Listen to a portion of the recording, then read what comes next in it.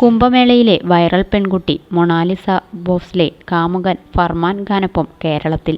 വീട്ടുകാരിൽ നിന്നും സംരക്ഷണം ആവശ്യപ്പെട്ട് പെൺകുട്ടി തിരുവനന്തപുരം തമ്പാനൂർ പോലീസ് സ്റ്റേഷനിൽ അഭയം തേടി. പ്രണയത്തിന് വീട്ടുകാർ തടസ്സം നിന്നതോടെയാണ് സുരക്ഷിതമായ ഇടമെന്ന നിലയിൽ പെൺകുട്ടിയും കാമുകനും കേരളത്തിൽ അഭയം തേടിയത്.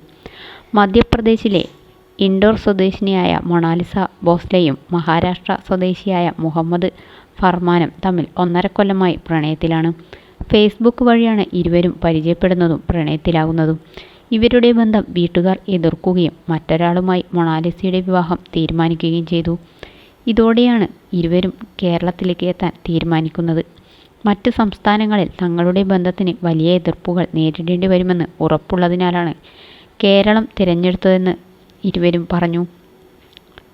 പൂവാറിൽ സിനിമാ ഷൂട്ടിങ്ങിനായി എത്തിയപ്പോഴാണ് താരം പോലീസ് സ്റ്റേഷനിലേക്ക് എത്തിയത്. പെൺകുട്ടിയുടെ പരാതിയിൽ തമ്പാനൂർ പോലീസ് പിതാവ് ജയ്സിക് ഭോസ്ലെയെയും സിനിമാ സംഘത്തെയും സ്റ്റേഷനിലേക്ക് വിളിപ്പിച്ചു.